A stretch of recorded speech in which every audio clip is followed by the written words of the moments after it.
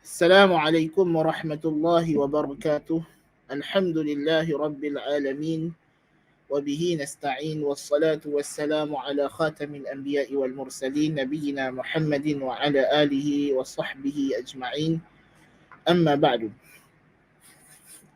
Para pelajar, para penonton, semoga Allah Subhanahu wa taala merahmati dan memberkati kita. Kita masih lagi dalam siri-siri perbincangan rukun iman daripada kitab Safinatun Najah fima yajibu 'alal 'abdi li maulah.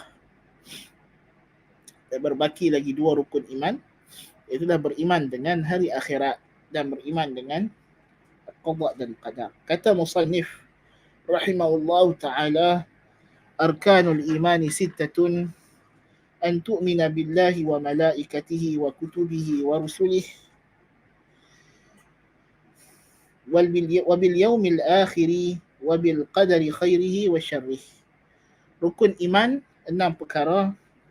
Maka beriman dengan Allah, beriman dengan malaikatnya, kitab-kitabnya, rasul-rasulnya, beriman dengan hari akhirat dan beriman dengan qadar baiknya dan buruknya. Jadi kita dah ambil beriman dengan Rasul pada kelas yang lepas, di mana kita kata beriman dengan Rasul itu beriman dengan kewujudan sejumlah manusia lelaki yang merdeka, yang dipilih oleh Allah Subhanahu wa taala sendiri, bukan daripada usaha mereka, sebagai penyampai risalahnya, utusannya, menyampaikan perkhabaran daripadanya, menyampaikan hukum hakamnya, suruhannya dan larangannya kepada manusia dan jin. Dan kita wajib beriman dengan Nabi kita Muhammad sallallahu alaihi wasallam secara lebih khusus dan lebih spesifik. Dan makna beriman dengan Nabi kita Muhammad sallallahu alaihi wasallam ialah تصديقه صلى الله عليه وآله وسلم فيما أخبر وطاعته فيما أمر واجتناب عما نهاه عنه وزجر. Mentaati, iaitulah yang pertamanya membenarkan Rasulullah sallallahu alaihi wasallam dalam setiap perkara yang baginda sampaikan. Di antara perkara yang baginda sampaikan yang berbentuk ghaib, di antaranya peristiwa Al-Isra' wal-Mi'raj yang sering diulang ingat pada bulan Rajab ini, yang mana ini merupakan salah satu mukjizat Nabi kita Muhammad sallallahu alaihi wasallam. Allah Ta'ala memperjalankan baginda di malam hari. Subhanallazi asra bi'abdihi laylan minal masjidil haram ilal masjidil aqsa alladhi barakna hawlah linuriyahu min ayatina.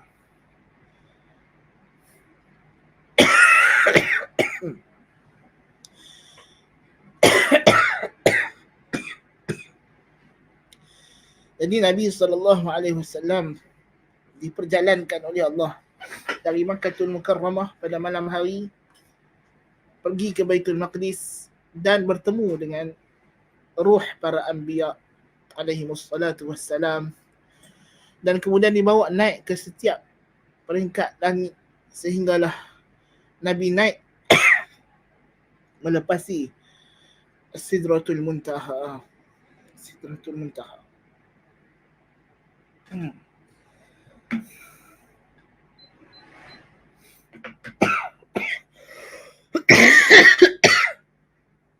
Sidratul Muntaha itu adalah satu kawasan yang Nabi sifatkan. Sidrah itu maknanya pokok bidara.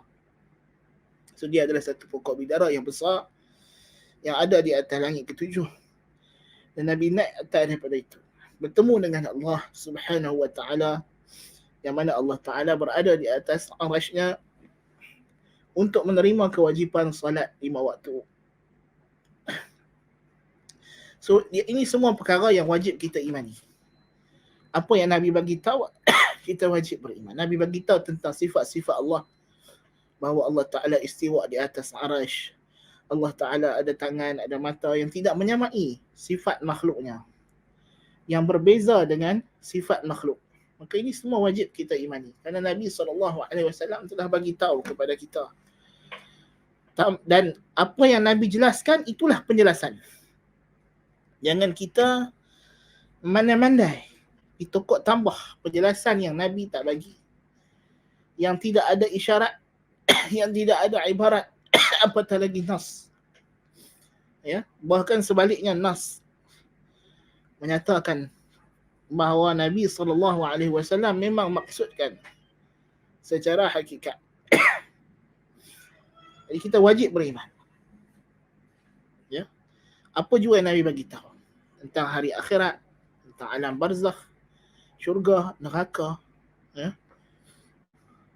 Kalau benda-benda ghaib yang berkaitan dengan makhluk pun, kita tak boleh nak menyamakannya dengan benda makhluk yang nyata.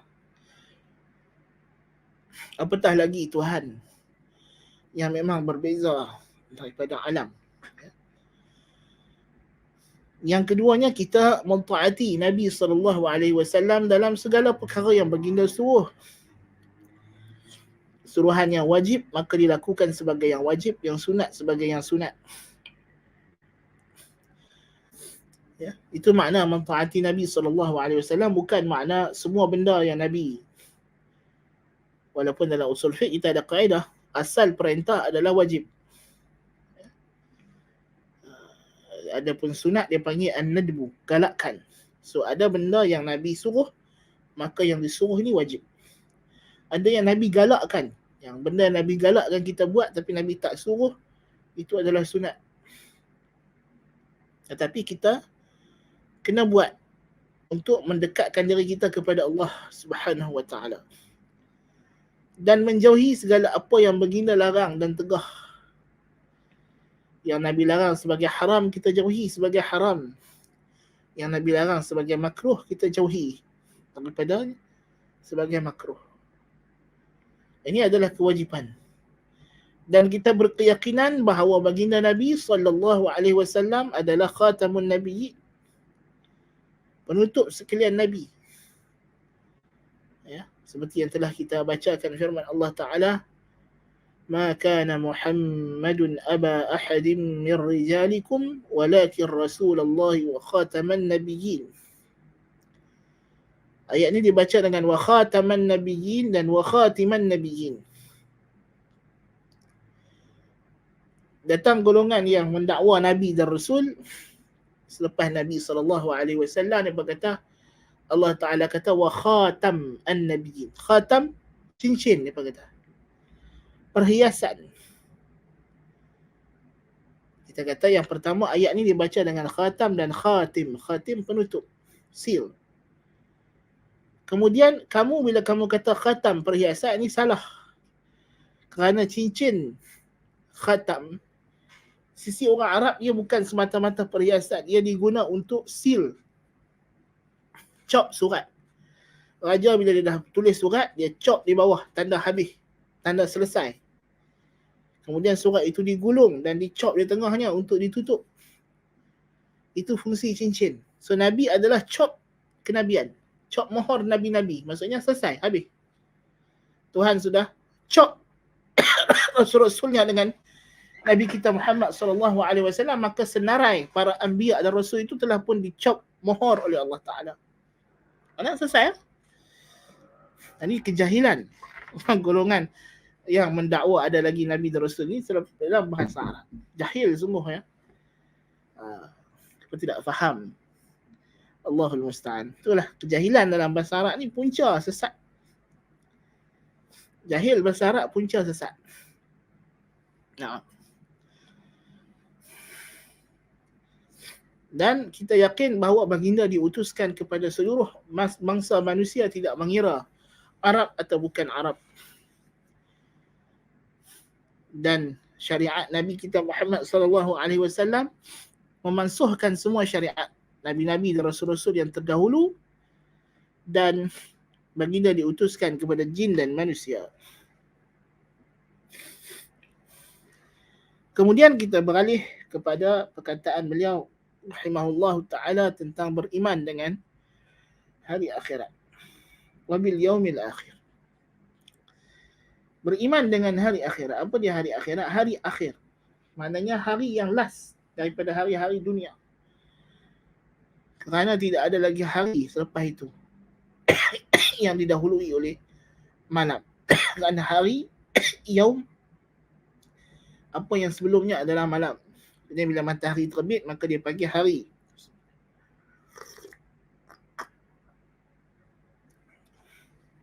Itu dalam kiraan kalender hijrah, bila matahari terbenam, malam ni, petang ni, kita panggil malam Ahad. Malam tadi dia panggil malam Sabtu. Malam sebelumnya panggil malam Jumaat. Esoknya hari Jumaat. So hari akhirat, bila matahari terbit pada hari tersebut, tidak ada lagi. Itu hari penghabisan daripada hari-hari dunia. Ini alam ini akan dimusnahkan oleh Allah Azza wa Jalla. Dan beriman dengan hari akhirat ialah beriman dengan ma yakunu ba'dal maut. Di antaranya beriman dengan apa yang berlaku selepas daripada mati. Ini di antara beriman dengan hari akhirat. Di antaranya beriman dengan apa yang akan berlaku sebelum berlakunya Al-Qiyamatul Kubra. Di antara komposisi beriman dengan hari akhirat ialah yang pertamanya beriman dengan mati dan apa yang berlaku selepas daripada kematian. Dan beriman dengan apa yang berlaku dengan perkara-perkara yang akan berlaku sebelum alam ini akan dimusnahkan oleh Allah Subhanahu wa ta'ala daripada tanda-tanda kiamat. Dan beriman dengan kejadian kemusnahan alam, itulah hari kiamat, dan beriman bahawa setelah kemusnahan alam ini akan ada alam yang baru yang Allah Ta'ala ciptakan. Kita semua akan dihidupkan balik, dibangkitkan semula.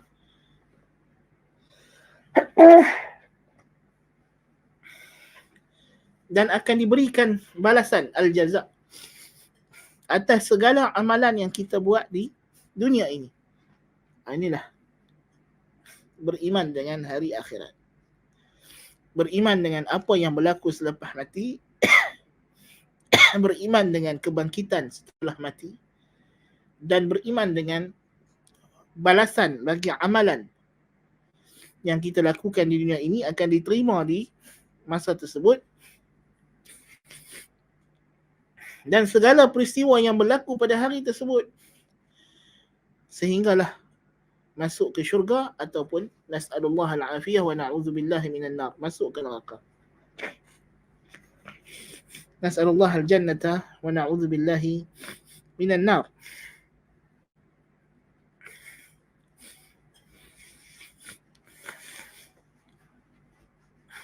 Allah Ta'ala berfirman dalam surah Al-Baqarah ayat keempat. وَالَّذِينَ يُؤْمِنُونَ بِمَا أُنزِلَ إِلَيْكَ وَمَا أُنزِلَ مِن قَبْلِكَ وَبِالْآخِرَةِ هُمْ يُوقِنُونَ. Orang yang muttaqin itu apa dia? Dan mereka yang beriman dengan apa yang diturunkan kepada kamu dan apa yang diturunkan sebelum kamu. Dan dengan akhirat mereka yakin.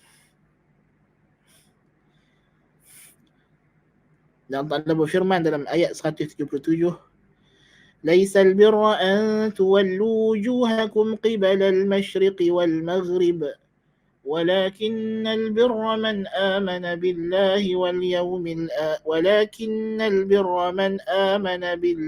واليوم الآخر والملائكة والكتاب والنبيين.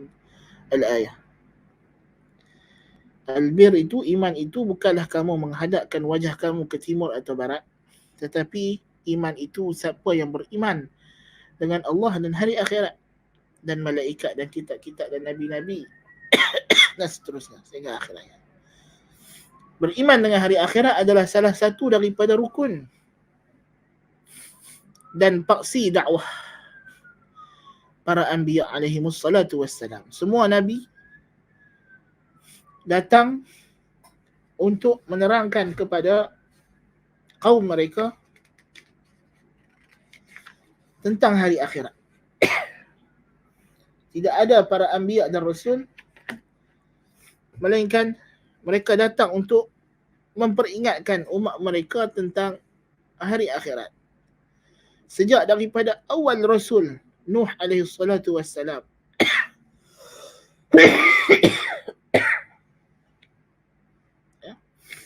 sejak daripada Nabi Nuh alaihi salatu wassalam, Nabi Nuh dah kata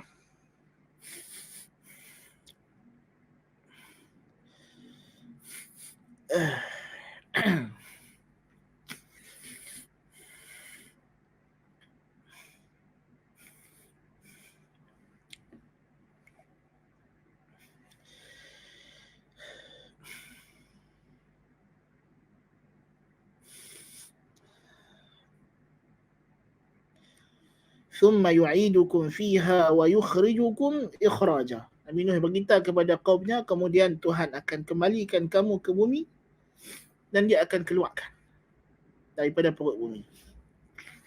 Daripada awal Allah Ta'ala kata, Inna arsalna Nuhan ila qawmihi an anzir qawmaka min qabli an ya'tiyahum azabun alim.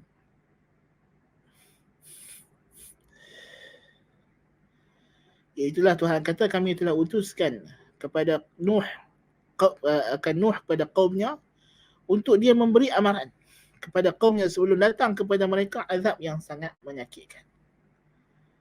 Kepada Nabi Musa AS sendiri, Allah Ta'ala dalam surah Taha, kalau kita boleh baca sikit di sini, surah Taha, bila Allah Ta'ala bagi wahyu kepada Nabi Musa, Nabi kata, Allah Ta'ala berfirman dalam surah Taha, ayat 15, surah Taha, Inna as-sa'ata atiyatun akadu ukhfiha litujza kullu nafsin bima tas'a. Antara wahyu yang Tuhan bagi Nabi Musa, sesungguhnya kiamat itu akan datang, hampir sahaja aku menyembunyikannya, yakni daripada diriku sendiri, supaya dibalas setiap jiwa apa yang dia lakukan. Dan kita tengok Allah Ta'ala cerita dalam surah Al-A'la, ya, bagaimana ayat-ayat yang disebutkan dalam surah Al-A'la ini terkandung dalam suhuf Ibrahim dan Musa. Di antaranya Allah Ta'ala kata,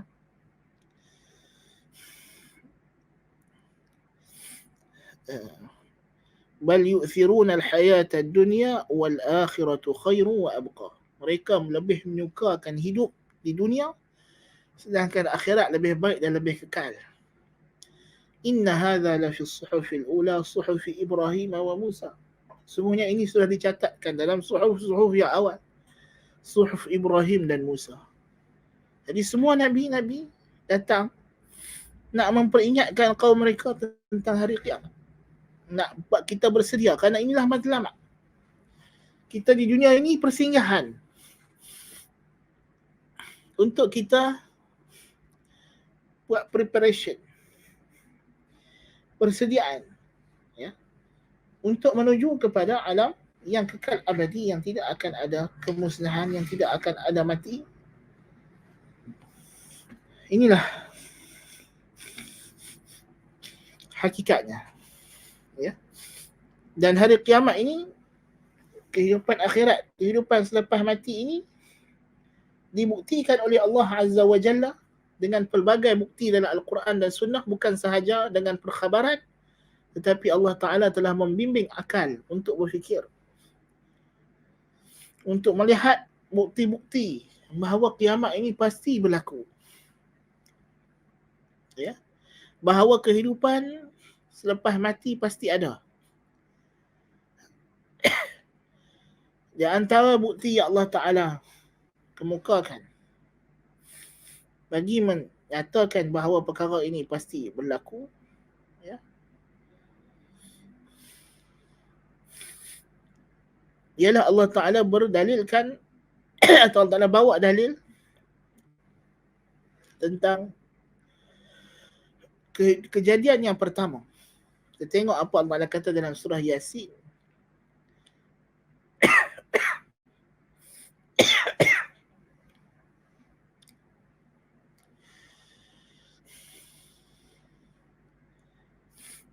Allah berfirman dalam surah Yasin masalahnya. Kalau kita tengok dalam surah Yasin ada beberapa dalil akli.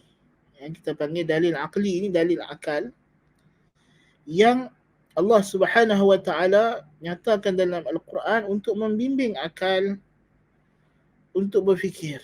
Dalam surah Yasin ini Allah Taala bawakan kepada kita sejumlah dalil. Awalam yaral insanu anna khalaqnahu min nutfatin fa idza huwa khasimun mubin. وضرب لنا مثلا ونسي خلقه قال من يحيي العظام وهي رميم قل يحييها الذي أنشأها أول مرة وهو بكل خلق عليم الذي جعل لكم من الشجر الأخضر نارا فإذا أنتم منه توقدون أوليس الذي خلق السماوات والأرض بقادر على أن يخلق مثلهم بلى وهو الخلاق العليم إنما أمره إذا أراد شيئا أن يقول له كن فيكون فسبحان الذي بيده ملكوت كل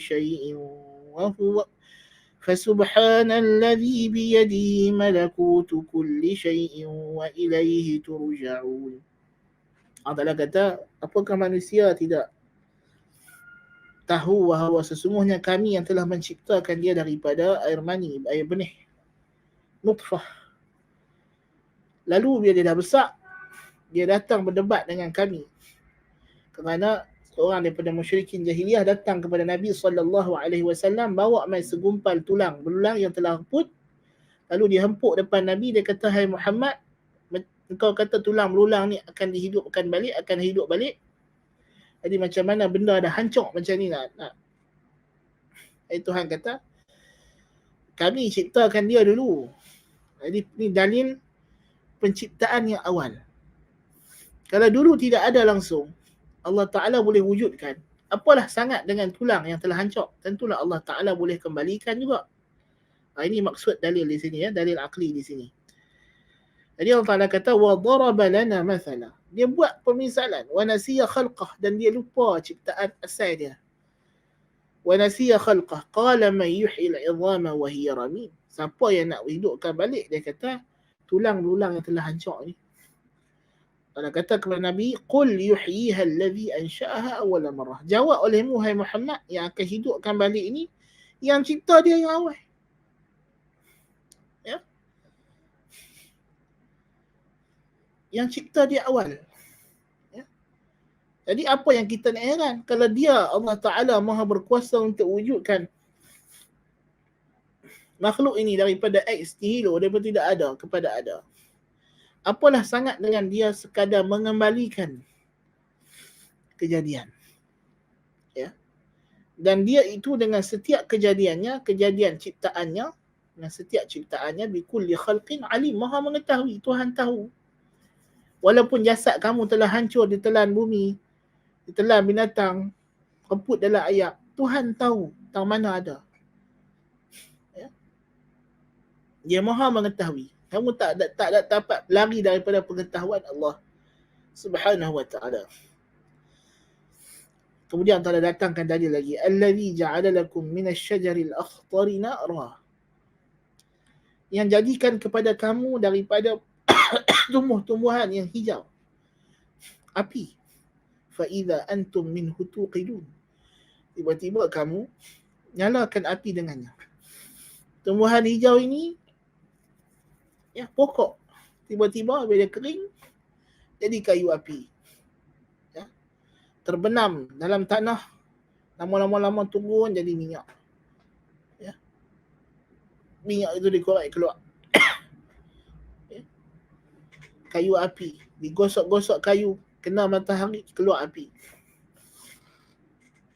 Ya, dengan kayu itu kamu nyalakan api. Bagaimana Tuhan hidupkan api daripada kayu yang mati? Ya, daripada benda yang tidak bernyala. Ya. Awalaysa alladhi khalaqa as-samawati wal arda biqadirin ala an yakhluqa mithlahu. Ciptaan yang lebih besar, langit dan bumi. Bukankah Tuhan yang ciptakan langit dan bumi yang begini hebat? Sekadar nak menghidupkan mereka balik, apalah sangat. Tentulah dia maha berkuasa. Bala wa huwal khallaqul alim. Bahkan dialah Tuhan yang maha mencipta, lagi maha mengetahui. Hanya sungguhnya perintahnya itu bila dia nak buat sesuatu, dia kata jadilah, jadilah. Maka benda tu jadi. Tuhan bukan nak kena buat banyak-banyak benda, nak cipta benda. Dia cuma kata aja kun, jadilah. Maka benda tu jadi. Ya. Maha suci dia, yang di tangannya lah terletak pemilikan segala sesuatu dan kepadanya lah dikembalikan.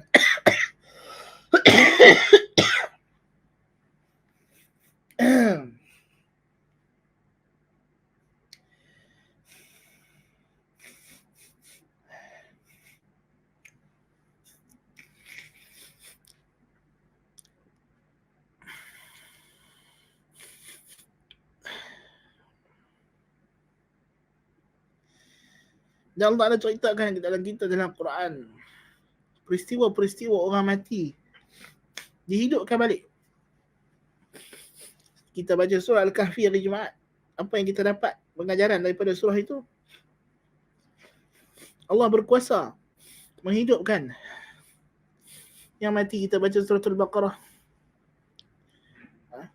Bagaimana orang yang mati dibunuh dihidupkan oleh Allah Ta'ala. Bagaimana seorang lelaki yang berjalan di kampungan yang telah orang kata apa, telah roboh puing-puingnya sahaja yang tinggal. Allah hidup matikan dia selama fa'amatahu Allahu mi'ata 'amin thumma ba'atha. Allah matikan dia selama 100 tahun lalu Allah hidupkan balik. Ya. Nabi Ibrahim minta nak tengok macam mana yang mati dihidupkan semula. Tuhan suruh sembelih cincang, burung, letak di gunung yang berasingan. Thumma du'uhunna ya'tinaka sa'ya. Kemudian panggillah burung tu terbang mai kat kamu segera. Ya. Alam tara ila alladhina kharaju min diyarihim wa hum ulufun hadara al-maut faqala lahum Allahu mutu thumma ahyahum. Bani Israel yang keluar daripada kampung mereka takut penyakit berjangkit. Sampai di satu kawasan, Tuhan kata matilah semua. Mati habis semua bergelimpangan. Kemudian seorang Nabi lalu kata, ya Allah hidupkanlah mereka balik. Hidup balik semua. Ya. Jadi ini kuasa Allah Ta'ala. Jadi kejadian kehidupan hari akhirat adalah pasti. Dari segi akal, dia adalah benda yang pasti. Dan di antara darurinya ada hari akhirat, Allah Ta'ala berdalilkan dengan keadilan dan kebijaksanaan Allah Subhanahu wa Ta'ala. Allah Ta'ala berfirman di akhir surah di ayat-ayat yang akhir surah Ali Imran, inna fi khalqis samawati wal ardi wa ikhtilafil laili wan nahari لآيات لأولي الألباب الذين يذكرون الله قياما وقعودا وعلى جنوبهم ويتفكرون في خلق السماوات والأرض ربنا ما خلقت هذا باطلا سبحانك فقنا عذاب النار. Tuhan kata sesungguhnya pada ciptaan langit dan bumi itu, pada penciptaan langit dan bumi itu dan persisih gantinya siang dan malam dan siang, ada tanda-tanda bagi orang yang berfikir, bagi orang yang berakal dalam. Orang yang berfikir dalam. Mereka yang sentiasa mengingati Allah dalam keadaan berdiri, duduk, baring. Dan sentiasa berfikir tentang penciptaan langit dan bumi. Mereka berkata, wahai Tuhan kami, tidaklah engkau ciptakan langit dan bumi ini sia-sia. Ma khalaqta hadha batila. Subhanaka. Maha suci engkau daripada buat benda ni sia-sia. Faqina azaban nar. Maka lindungilah kami daripada azab neraka. Tengok. Allah Ta'ala sifatkan orang yang berfikir tentang kejadian alam akan membawa pemikiran mereka ini, ya, falsafah mereka ini akan membawa kepada keyakinan tentang adanya hari akhirat, adanya kebangkitan dan adanya balasan setelah mati. Sebab itulah kita dapati manusia tidak ingkar kehidupan lepas mati. Dengan pelbagai agama, kepercayaan, ya, majoriti manusia percaya akan adanya Tuhan. Dan benda kedua yang paling manusia percaya ialah hari akhirat, hidup lepas mati. Ya. Kerana dia adalah benda yang logik, benda yang sangat masuk akal untuk adanya pembalasan, dan kehidupan ini tidak berhenti di sini sahaja. Walaupun dengan pelbagai cara yang salah, tetapi asasnya sama. Asasnya mereka beriman adanya kehidupan lepas mati dan kebangkitan dan balasan. Ya. Daripada mana? Kerana akal manusia tidak akan dapat memberikan kesimpulan setelah mana dia memerhatikan kejadian alam ini, melainkan itulah dia. Cuma detailnya itu perlukan kepada bimbingan dan pemberitahuan wahyu. Detailnya, perinciannya itu perlu kepada wahyu untuk cerita. Bagaimana prosesnya, apa yang berlaku dan sebagainya. Ya. Jadi inilah beriman dengan hari akhirat. Ya. Di antara perkara-perkara yang menjadi kewajipan dalam beriman dengan hari akhirat, beriman dengan kehidupan alam barzakh. Kehidupan alam barzakh. Dan hidup alam barzakh ini, yang pertama kita kena beriman dengan mati. Bahawa mati itu benar. Dan mati ialah mufaraqatul ruh bil jasad. Berpisahnya ruh daripada jasad. Dicabut oleh malaikat maut, seperti mana firman Allah Ta'ala, "Qul yatawaffakum malakul mauti alladhi wukila bikum, thumma ila rabbikum turja'un." Katalah olehmu, wahai Nabi, wahai Rasul, kepada mereka, kamu akan dimatikan oleh malaikat maut yang diwakilkan untuk mencabut nyawa kamu. Kemudian kepada Tuhan kamu akan dikembalikan. Ya.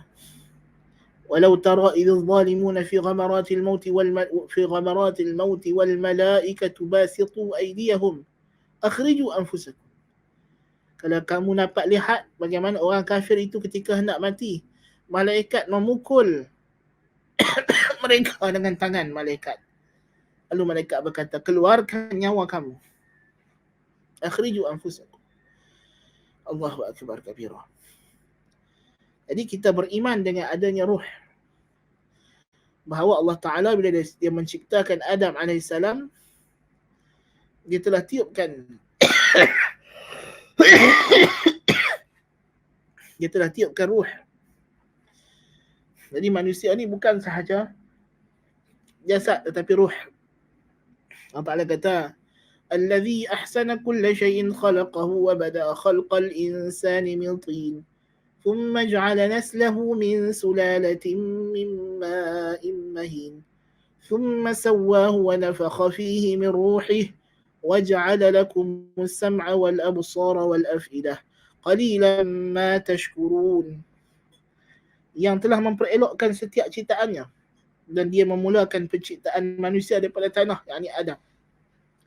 Kemudian kami jadikan keturunannya daripada rantaian air yang hina, air mani.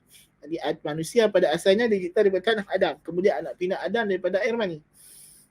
Kemudian kami telah elokkan kejadiannya, dan kami tiupkan ke dalamnya ruhnya. Dan kami jadikan bagi kamu pendengaran, penglihatan dan akal fikiran. Amat sedikit daripada kalangan kamu yang berfikir. Jadi kita beriman adanya roh. Roh tu apa kita pun tak tahu, tapi dia makhluk Allah Ta'ala, dia adalah sebahagian daripada kita. Allah Ta'ala berfirman dalam surah Al-Isra, "Wa yas'alunaka 'anir ruh qulir ruhu min amri rabbi wa ma utitum minal ilmi illa qalila." Orang musyrikin datang tanya Nabi kena roh. Allah jawab, roh itu adalah urusan Tuhanku. Tuhan tidak beritahu kepada kita daripada apa roh diciptakan. Tidak seperti kejadian jasad.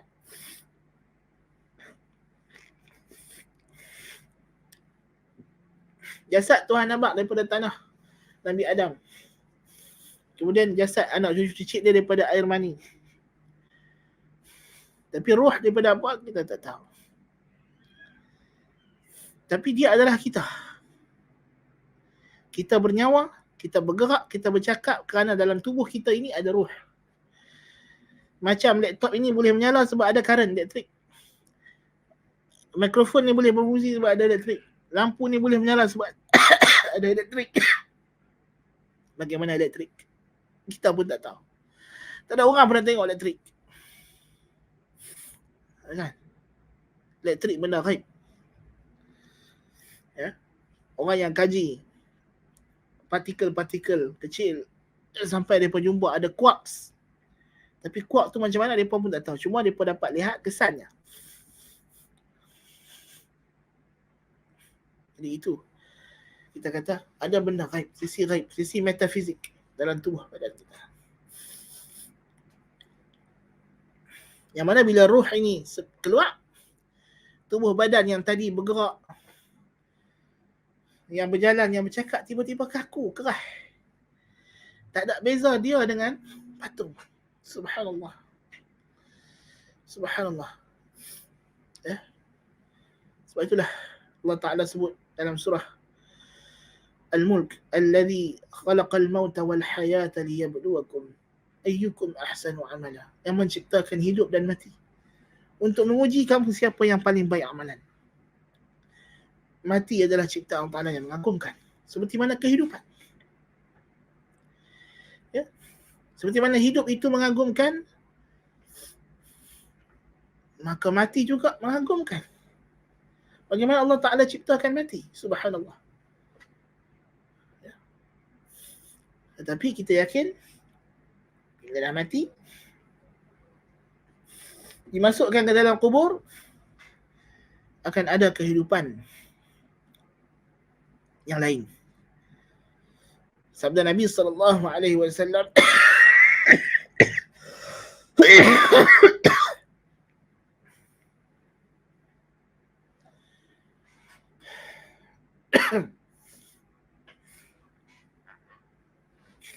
adalah hadis sahih Bukhari dan Muslim daripada Anas bin Malik radhiyallahu anhu. Katanya Nabi SAW bersabda, innal abda idza wudi'a fi qabrihi wa tawalla anhu ashabuhu innahu la yasma'u qar'an 'alim. قال يأتيه ملكان فيقعدانه فيقولان له ما كنت تقول في هذا الرجل؟ قال فأما المؤمن فيقول أشهد أنه عبد الله ورسوله. قال فيقال له انظر إلى مقعدك من النار قد أبدلك الله به مقعدا من الجنة. قال نبي الله صلى الله عليه وسلم فيراهما جميعا. قال قتاده وذكر لنا أنه يفسح له في قبره 70 ذراعا ويملأ عليه خضرا إلى يوم يبعثون. وزاد البخاري وأما المنافق والكافر فيقال له ما كنت تقول في هذا الرجل؟ فيقول لا أدري كنت أقول ما يقول الناس. فيقال لا دريت ولا تليت ويضرب بمنطلق من حديد ضربة فيصيح صيحة يسمعها من يليه غير الثقلين في رواية ضربة بين أذنيه فيصيح صيحة. نسأل الله العافية. Sesungguhnya seorang hamba itu bila diletakkan dalam kuburnya, kata Nabi SAW, dan orang yang menghantarnya telah berpaling untuk balik, dia boleh dengar bunyi terompah mereka. Orang mati bukan dengar selalu, tapi ada waktu-waktu yang Allah bagi dengar. Bukan dia dengar semua benda yang berlaku di dunia, orang mati dalam kubur, tapi ada waktu tertentu Allah Ta'ala akan bagi dia ada dengar. Tapi kita tak ada dengar. Yang hidup tak ada dengar yang mati. Sesungguhnya seorang hamba dia letak dalam kuburnya dan balik, orang yang hantar mayatnya tadi, dia boleh dengar bunyi terompah mereka. Datanglah 2 malaikat yang akan mendudukkannya. Macam mana orang mati dalam kubur akan didudukkan? Wallahu a'lam. Kita pun tak tahu macam mana. Kita sendiri nak duduk dalam kubur, kita tak tahu macam mana kaifiyat duduk itu. Yang penting kita kena beriman duduk. Jadi macam mana kita nak pergi bincang kaifiyat Tuhan duduk di atas arasy? Allahu Akbar. Kita sendiri pun kita tak tahu kaifiyat cara kita duduk. Kita, bukan orang lain, kita. Kaki kita, badan kita ni. Kita sendiri tak terbayang sekarang ni. cara kita akan didudukkan dalam kubur. Ya. Subhanallah. Jadi kita nak bercakap tentang Tuhan, hati-hati. Jadi dia kata, lalu dua malaikat tu tanya, apa yang kamu kata tentang laki ini? Ini Muhammad sallallahu alaihi wasallam, apa yang kamu i'tiqad? Orang mukmin, kata Nabi akan jawab, aku bersaksi bahawa dia hamba Allah dan Rasulnya.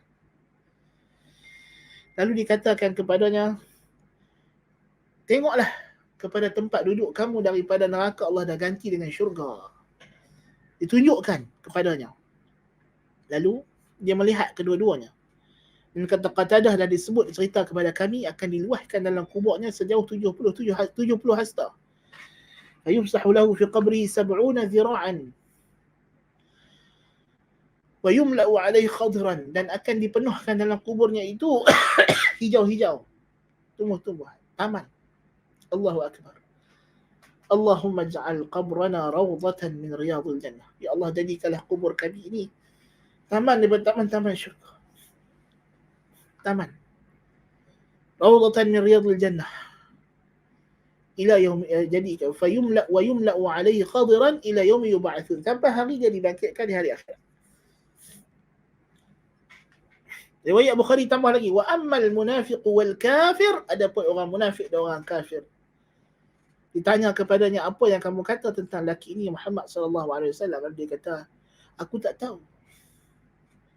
Aku kata macam orang lain kata. Malaikat kata, la daraita wa la talaita. Engkau memang tak tahu, kau tak ikut. Fayudrabu bimatariqa min hadidin darbatan. Lalu dia akan dipukul oleh malaikat dengan pukul besi. Bukan tukul besi hak kita, hak malaikat punya. Yang penting kita kena beriman dia tukul besi. Tukul besi macam mana, kaifiat dia kita pun tak tahu. Besi macam mana kita pun tak tahu. Ya. Sedangkan tukul besi malaikat tu makhluk. Macam tukul besi kita makhluk. Tapi kaifiat dia kita tak tahu. Ya. Maka dia akan menjerit. Fayasihu sayhatan yasma'uha kullu syai'in ghairu thaqalain. Semua akan dengar kecuali jin dengan manusia. Dipukul di mana? Baina udhunih, di antara dua telinganya. Allahu akbar. Dia akan dipalu oleh malaikat. Menjerit. Dalam hadis Al-Bara' bin Azib radhiyallahu anhu an Nabi sallallahu alaihi wasallam qala Allah Ta'ala yuthabbitu Allahu alladhina amanu bil qawli thabiti fil hayati dunya. Dalam surah Ibrahim ayat 26, ayat 28, ayat 27 afwan. Surah Ibrahim 27, Nabi baca ayat ini, Allah Ta'ala meneguhkan orang yang beriman dengan ucapan yang teguh kehidupan dunia dan akhirat. Kata Nabi SAW, maksud ayat ini nazalat fi azabil qabri, turun berkenaan dengan azab kubur. Fayuqalu lahu, dikatakan kepada orang yang mati itu, ditanya, man rabbuka, siapa Tuhan kamu? Fayaqulu rabbi Allah, orang mukmin akan jawab, Tuhanku ialah Allah. Wa nabiyyi Muhammad, dan nabiku ialah Muhammad sallallahu alaihi wasallam. Dan sebagai riwayat ditanya, fayuqal man rabbuka wa man nabiyyuka wa ma dinuka. Ditanya kepadanya, siapa Tuhan kamu, siapa nabi kamu, dan apa agama kamu? 3 soalan. فذلك قوله عز وجل يثبت الله الذين آمنوا بالقول الثابت في الحياة الدنيا وفي الآخرة. Itulah maksud firman Allah Ta'ala. Allah Ta'ala meneguhkan orang yang beriman dengan ucapan yang teguh di kehidupan dunia dan kehidupan akhirat. Dan kita disuruh oleh Nabi SAW. Setiap kali kita habis tahiyat akhir sebagai salam, kita minta, Allahumma inni a'udzubika min azabil qabri wa min azabin nar wa min fitnatil mahya wal mamat wa min fitnatil masihid dajjal. 4 perkara. Ya Allah, aku berlindung kepada kamu daripada azab kubur, azab neraka, fitnah ujian penceroboh hidup dan mati, dan fitnah ujian Masih Dajjal. Ya.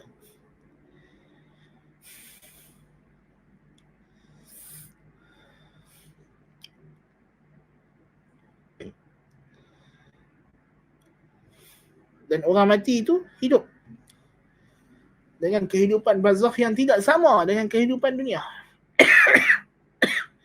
Nabi SAW ketika malam Mi'raj, ya, dia kata marartu ala Musa lailata usriya bi inda al-kathib al-ahmar wa huwa qa'imun yusalli fi qabrih.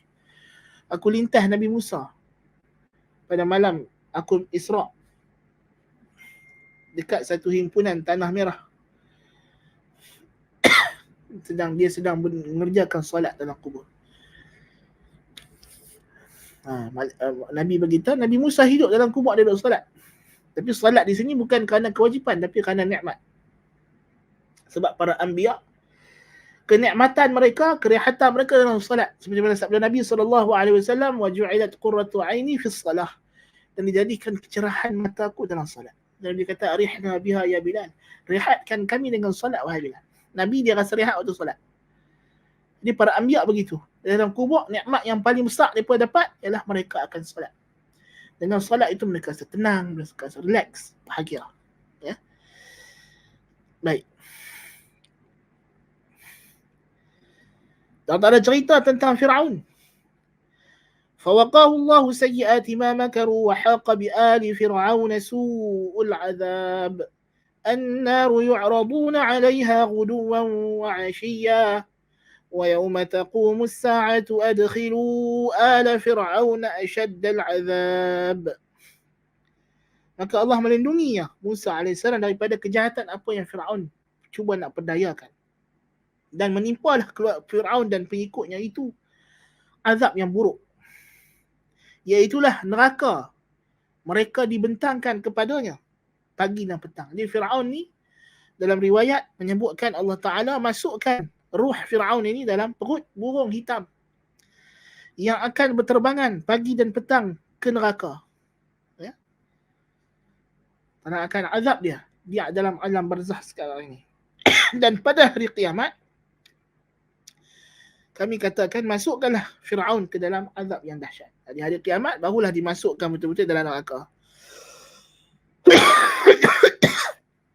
Jadi azab kubur, nikmat kubur, soalan kubur ni sabit dalam Quran dan dalam sunnah. Tidak ada lagi jalan untuk kita mempertikaikannya, bahkan dia sudah menjadi ijma' kaum muslimin, ahli sunnahnya, ahli kalamnya, syiahnya, mu'tazilahnya.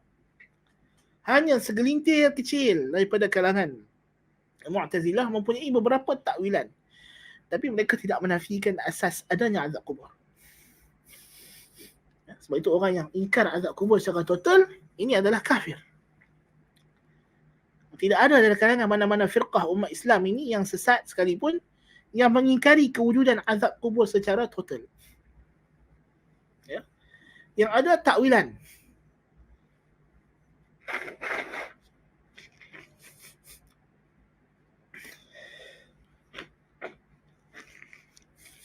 Ingkar secara takwil.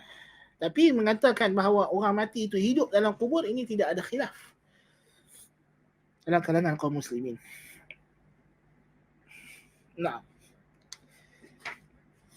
itu dalil-dalil yang jelas kita dah bawakan daripada Al-Quran dan Sunnah tentang kehidupan dalam azab, dalam alam barzakh. Tapi alam barzakh kehidupan tidak sama dengan kehidupan dunia lain. Tak sama. Di alam lain. Jadi kita tak boleh minta tolong orang yang mati. Dan orang mati pun tak boleh tolong orang yang hidup. Ya. Dan mereka pun tidak mendengar. Even Nabi SAW. Nabi hanya dengar kalau orang bagi salam. Maka Nabi kata akan dikembalikan rohku untuk aku jawab salam. Dan itu semua orang mukmin. Kalau kita pergi kubur mereka, kita bagi salam, Allah Ta'ala akan beri mereka dengar dan untuk jawab salam. Ya. Tidak lebih daripada itu. Nah. Kerana benda ni kena isbat dengan nas. Kalau ada nas, adalah. Tak ada nas, tak boleh kita mandai-mandai menambah-nambah. Nasallallahu al-afwa wal-afiyah. Nah.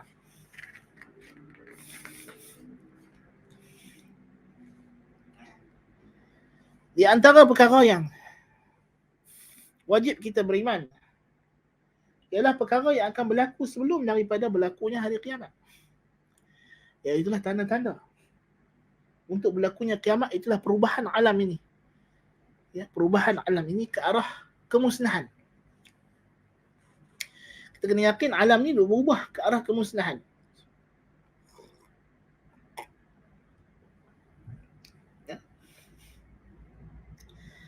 Allah Ta'ala cipta Adam AS, dulu tinggi dia 60 hasta.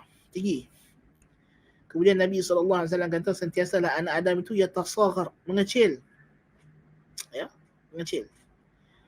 Lepas tu orang putih, dia tengok, dia jumpa tulang angkat binatang besar. Dia kata,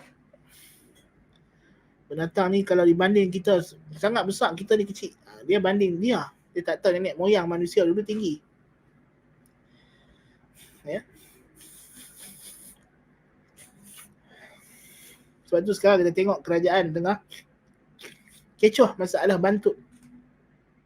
Ni budak-budak sekarang ni makin memendek.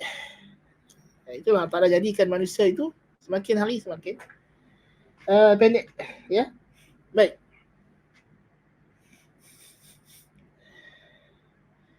Dan tanda-tanda kiamat ni banyak, tapi kita takkan bincang semualah. Kita bincang secara ringkas sahaja. Sebab kita dah bincangkan juga di tempat-tempat yang lain, kelas-kelas yang lain.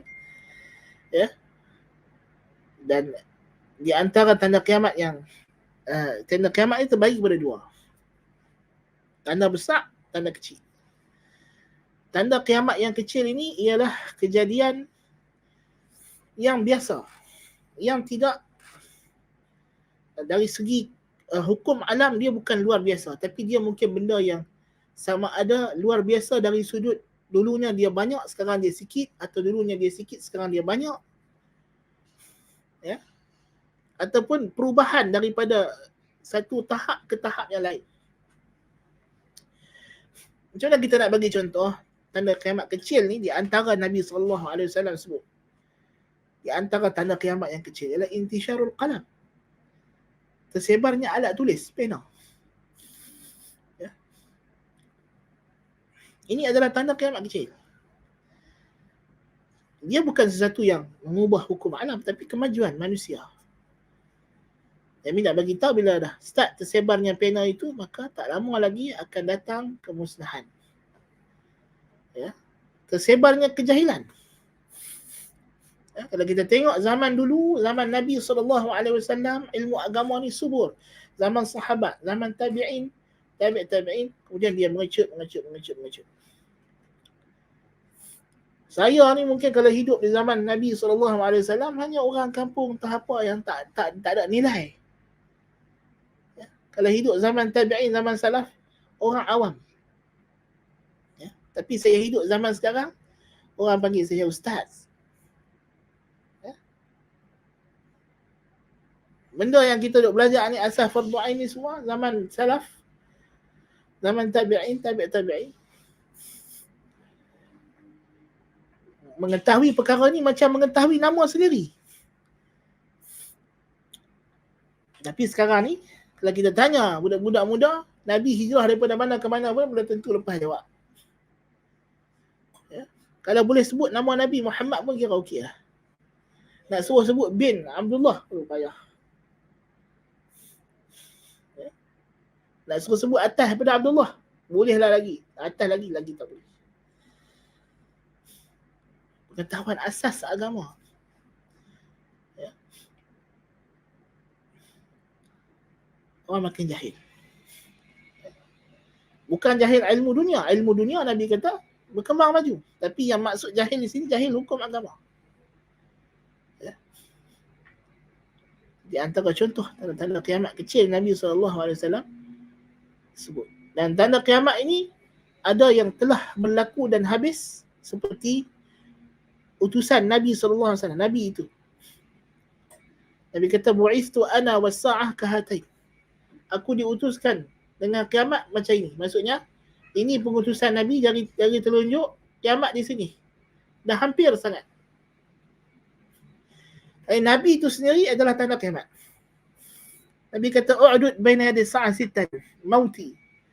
Bilang sebelum kiamat 6 perkara yang akan jadi. Yang pertama apa dia? Mauti, kematian aku. Mati Nabi itu sendiri tanda kiamat.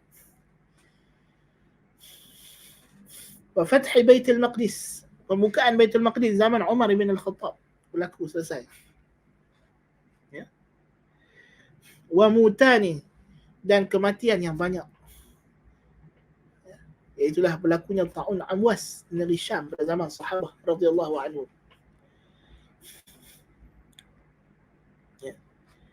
Contoh tanda-tanda kiamat kecil yang kita kena beriman yang datang dalam hadis yang ada kitab-kitab yang khusus yang menceritakannya. Dan saya syorkan kepada para pelajar untuk mentelaah dan baca kitab karangan Syekh Yusuf Wabil. Tajuk dia Asyratus Sa'ah. Ada terjemahan dalam bahasa Melayu. Anda tak pasti apa tajuknya, terjemahan itu mungkin tajuk lebih kurang kiamat hampir tiba atau seumpamanya, tapi pengarang dia Yusuf Al-Wabil. Ini kitab bagus. Dia menghimpunkan yang sahih tentang hari kiamat. Kemudian kita ada dan ada tanda yang telah berlaku dan terus berlaku. Macam kita kata tadi, munculnya kejahilan, tersebarnya alat tulis, ini sedang berlaku dan terus berlaku. Dan ada tanda yang belum berlaku, ya. Ada tanda-tanda kecil yang belum berlaku, ya. Ada yang sedang berlaku, dan kebanyakan yang belum berlaku di zaman kita ni mungkin tanda-tanda besar lah. Tapi tanda-tanda kecil pun ada, ya, yang kita belum dapat lihat lagi. Macam mana kita nak kenal tanda-tanda ni? Adakah kita kena ikut teori konspirasi? Tak. Itu mengarut. Teori konspirasi ini diasaskan oleh orang Kristian sebab mereka nak takwil nas-nas Bible yang tidak bersesuaian dengan realiti. So dalam Bible ada tanda-tanda kiamat juga. Yang mana bagi mereka kiamat itu akan bermula dengan kedatangan the second coming of Jesus Christ. Dalam pandangan mereka. Tapi tentulah semakin hari menunjukkan agama Kristian itu tidak seperti yang digambarkan sebagai agama yang benar, agama yang akan menang. Jadi mereka terpaksa takwilkan nas-nas Bible itu mengikut realiti semasa. Mereka paksa dengan takwilan-takwilan yang jauh. Itu asal datang teori konspirasi. Jadi kita di Sunnah wal Jamaah tak perlu.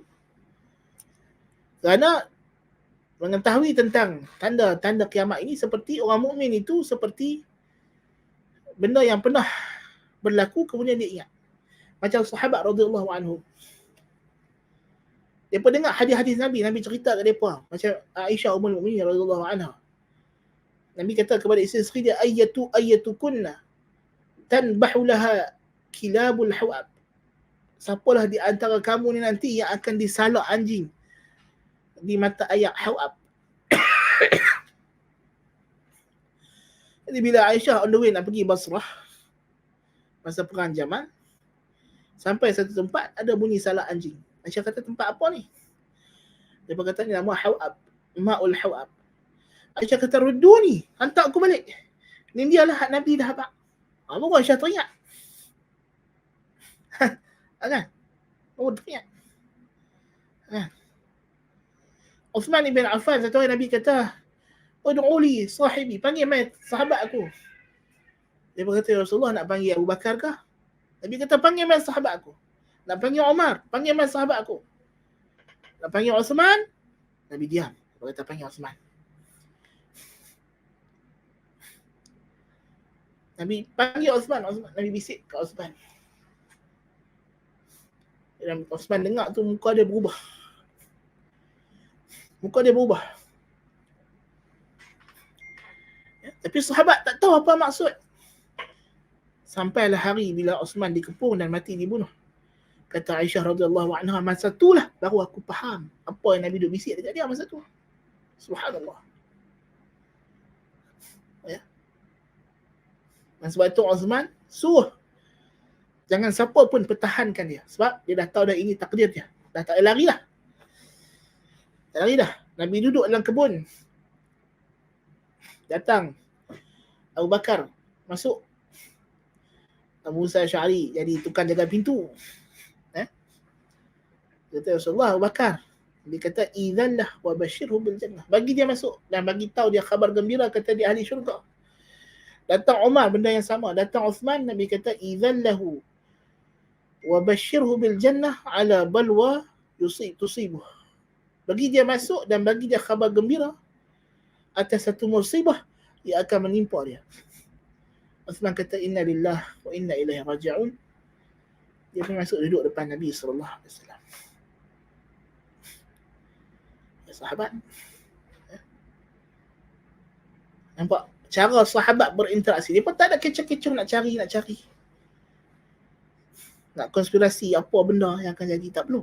Bila benda tu jadi, pasal dia benda yang bukan kita boleh elak, bukan benda yang kita boleh lawan, tak boleh. Dia benda yang mesti akan jadi. Sebab itu adalah yang kita kena tahu ialah apa yang kita kena buat untuk menghadapinya. Kita tak boleh halang Dajjal daripada keluar. Fitnah Dajjal berlaku sekarang ni, kita tak boleh halang. Ya. Tapi yang kita kena buat ialah apa yang Nabi ajak. Baca doa sebelum salam. Allahumma inni a'udzubika min azabil qabri wa min azabin nar wa fitnatil mahya wal mamat wa min fitnatil masiihid dajjal. Baca surah Al-Kahfi. Ya. Itu yang disuruh. Ya. Macam mati. Kiamat ni macam mati. Dan kiamat terbahagi kepada dua, kiamat sughra dan kubra. Sughra adalah mati. Mati itu sahaja kiamat.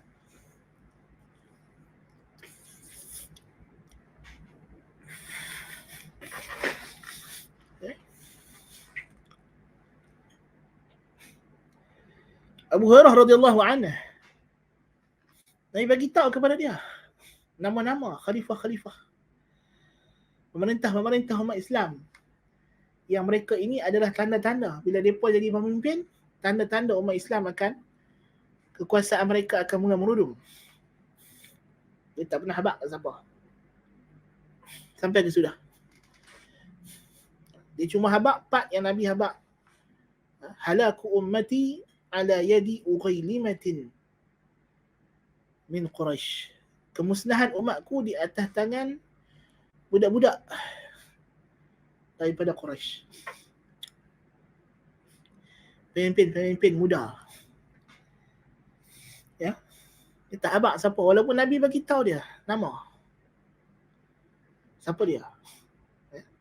Sebab benda tu tak boleh dielak lagi. Tak ada halang dia daripada orang menjadi khalifah. Raja-raja khalifah-khalifah muda daripada Bani Umayyah itu, kalau Abu Hurairah bagi tahu pun nak buat apa? Tak ada. Qadarullah, kok mana pun Allah akan tetap bagi mereka jadi khalifah. Akan. Kita buat kok mana pun kita tak boleh halang. Uthman bin Affan tahu, kata macam mana pun orang yang pertahan dia, akhirnya dia akan mati masa pemberontakan tersebut. Itu tengok cara sahabat berinteraksi dengan hadis-hadis tentang tanda kiamat ni. Bukan macam geng konspirasi buat, menyimpangkan makna-makna nas. Nasallallahu alaihi. Dan Nabi habaq nanti Furat akan surut dan akan menyelahkan emas. Jangan duk pi takwil emas ni sini ialah petroleum ke apa. Nabi habaq emas lah. Maknanya benda tu belum jadi lagi. Ya. Belum jadi lagi. Itu di antara tanda kiamat kecil yang belum jadi. Ya.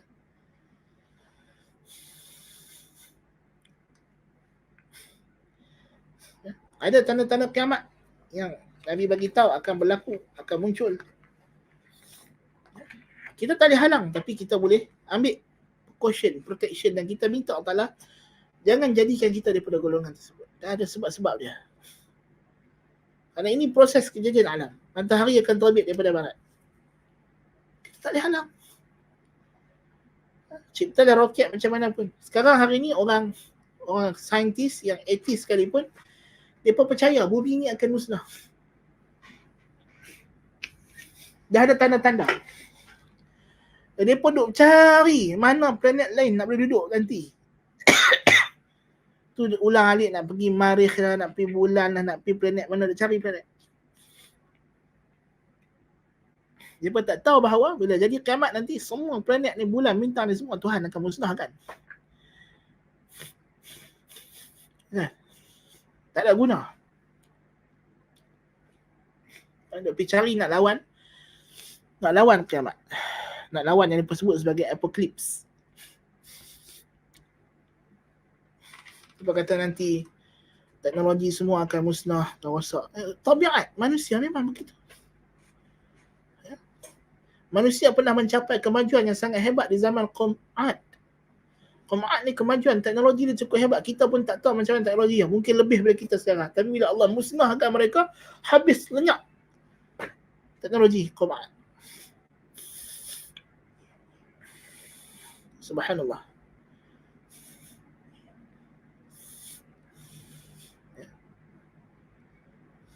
Subhanallah.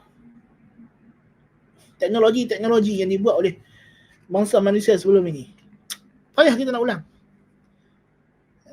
Teknologi yang zaman kita dibanding dengan zaman dulu lebih hebat zaman dulu. Teknologi yang ada pada kaum Samud. Kita hari ni risau nak buat rumah, kita kena tebuk bukit, dia kata rosak alam sekitar. Kaum Samud tak payah risau benda tu. Depa tebuk bukit buat rumah. Selesai masalah. Subhanallah. Jadi kita kena faham bahawa kiamat ni benda yang pasti. Kita tak payah lari. Ya. Macam mana mati adalah pasti, tak lari. Tapi kita kena prepare, bersedia dengan amalan. Sebab tu bila datang satu orang tanya Nabi SAW, ya Rasulullah, mata sa'ah, bila hari kiamat? Nabi kata, ma a'datta laha, apa yang kau siap untuk kiamat? Soalan yang betul bukan bila kiamat, tapi apa yang kau siapkan untuk kiamat. Itu soalan yang kau tanya. Itu yang kita kena beri perhatian. Bukan duk teka tarikh sekian, tahun sekian. Ya? Yang Nabi suruh, Nabi betulkan soalan. Yang sepatutnya engkau tanya aku ialah, apa preparation yang aku kena buat ya Rasulullah untuk hadapi kiamat? Engkau teka kiamat tahun sekian, engkau mungkin tak dan hidup tahun tu, kiamat engkau datang dulu. Kiamat engkau boleh mati. Allahu akbar kabir. Ya. Jadi ini anda kena tanbih. Masalah ini pasal sekarang ni dah jadi kecoh tak? Teori konspirasi ni dah mempengaruhi banyak manusia-manusia, menyesatkan, dan kita tidak dapat nafikan ini juga di antara fitnah Dajjal. Dajjal ni sebab dia keluar, dia ada fitnah dia. Orang yang berdusta, orang yang mendakwa jadi nabi palsu, ya, tok bomoh, tukang sihir, tukang tilik, penyebar hadis palsu, ya, dan termasuklah golongan teori konspirasi adalah pengikut Dajjal, ya, mengikut fitnah Dajjal, terjebak dalam fitnah Dajjal. Dan ditakuti, na'udzubillah min zalik, golongan ini disebabkan mereka sudah takwil semua hadis. Bila Dajjal yang betul-betul keluar nanti, na'udzubillah min zalik, kita takut mereka akan jadi pengikutnya pula. Na'udzubillah min zalik. Jadi ini kita kena faham tentang masalah beriman dengan tanda-tanda hari kiamat ni, beriman dengan benda ghaib. Beriman macam isu akidah yang lain. Kita kena beriman dengan nas zahirnya tanpa diubah-ubah maknanya. Memahaminya sama kaedah macam kita faham sifat Allah Ta'ala, kita faham hukum hakam salat, puasa, zakat, haji, sama. Tidak ada kaedah yang berbeza untuk memahami hadis-hadis tentang asyratus sa'ah.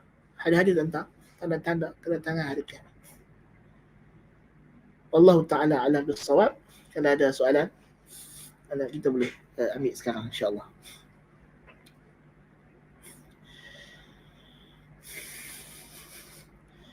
Arash, Sidratul Muntaha. Arash adalah singgah sana Allah Subhanahu wa taala. Sidratul Muntaha di bawah Arash satu pokok bidara yang besar. Nabi sallallahu alaihi wasallam melihatnya ada pelbagai warna, tentulah dia tak sama macam pokok bidara kita tengok.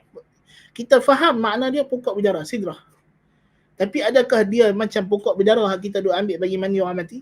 Oh, itu tidak. Nabi kata daun dia besar macam telinga gajah. Warna-warna dia begitu banyak, warna yang kita tak pernah lihat dalam dunia ni.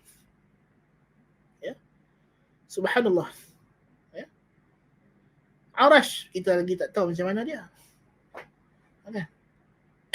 Dan Allah Ta'ala lebih lagi. Yang penting kita beriman Allah Ta'ala di atas Arash. Dia di atas Arash. Atas daripada Arash tidak ada makhluk melainkan Allah Tabaraka wa Ta'ala. Wallahu a'lam.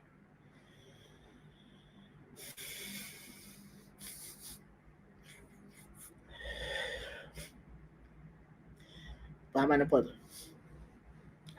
Beriman dengan, kita dah bincang kan, beriman dengan sifat Allah Ta'ala adalah usul akidah. Beriman dengan sifat-sifat Allah Ta'ala adalah usul akidah.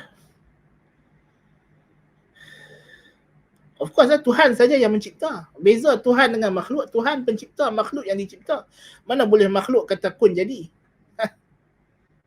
Kalau ada satu orang mendakwa kata saya kalau kata kun maka jadi, itu dia telah syirik dan rububiyah. Ini syirik paling besar. Bahkan syiriknya melebihi kufurnya Fir'aun. Sebab Fir'aun ketika dia kata ana rabbukumul a'la, akulah Tuhan kamu yang tertinggi, dia tak masukkan Tuhan yang mencipta, dia masukkan Tuhan yang meletakkan hukum halal dan haram. Sebab Fir'aun tahu dia tak boleh cipta, dia tak boleh hidup dan matikan. Ya? Jadi kalau ada satu orang dakwa kata saya kalau kata kun jadi, jadilah macam Tuhan. Na'udzubillah min zalik. Ini adalah kufur yang lebih kufur daripada Fir'aun. Nah. Jauhkan diri dari darjat kecil, kita belajar akidah Ahlussunnah wal Jamaah.